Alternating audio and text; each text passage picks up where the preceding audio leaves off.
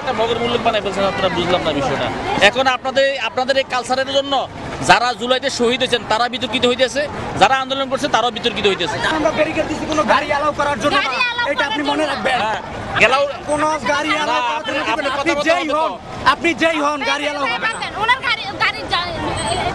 কোনো গাড়ি অ্যালাউ হবে না, আপনি যেই হন। আমি সকালে বের হইছি, আমি একজন স্টুডেন্ট, ঠিক আছে, এইখানে আন্দোলন করতে আমি বগুড়ার স্টুডেন্ট, আমি পরীক্ষা দিয়ে কেবল আসছি, অযৌক্তিক কোনো আন্দোলন নিয়ে গেলেন না, ঠিক আছে। আমরা গাড়িতে যুক্তি তর্কে কোনো কিছুতে যাব না, আমরা গাড়ি যাইতে দিব না। মানে উনি আমারে বলতেছে এখানে গাড়ি রাখবো, নিয়ে যাবো, কি করবো এটা বলেন। আমার বাসা হচ্ছে মিরপুর, আমার রাস্তাও দেখাই দেন, অন্য রাস্তায় যাবো। বন্ধু আমাকে একটা রাস্তা দেখাই দেন আপনি, আমার কথা শোনেন। আমাদের কাছে আমার একটা দিন স্যাক্রিফাইস করতে পারবেন না আমাদের জন্য। কিন্তু আমরা আগে থেকে ঘোষণা দিতেন, আমরা আসতাম না। কি দরকার যাও না, কখন দিচ্ছেন?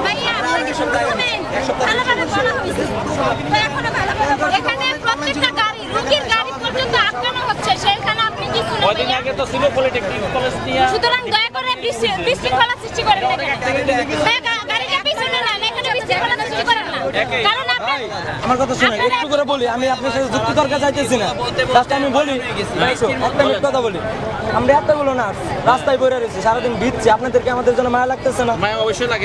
একটা দিন স্যাক্রিফাইস করেন ভাই, sacrifice করব। আপনি অসুস্থ থাকলে দিনের পর দিন আপনাদের পাশে আমরা বইরে থাকি, হ্যাঁ। আমাদের জন্য একটা দিন স্যাক্রিফাইস করবেন না?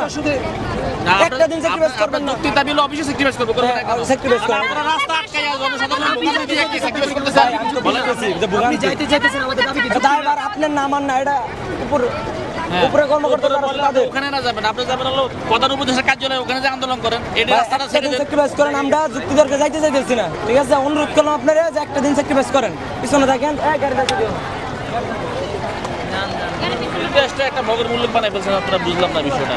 এখন আপনাদের এই কালচারের জন্য যারা জুলাইতে শহীদ হয়েছেন তারা বিতর্কিত হইতেছে, যারা আন্দোলন করছে তারাও বিতর্কিত হইতেছে। আমাদের কি আন্দোলন কি যৌক্তিক না?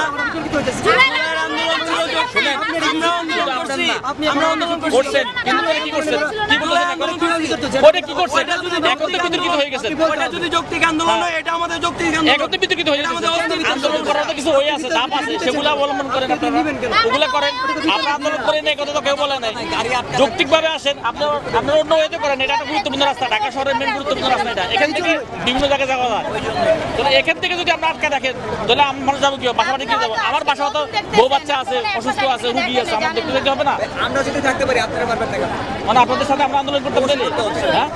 আপনাদের আমাদের করতে হবে। আপনি আগে থেকে ডাক্তার নোটিশ করতে থাকে, এসে আপনাদের সাথে আমরা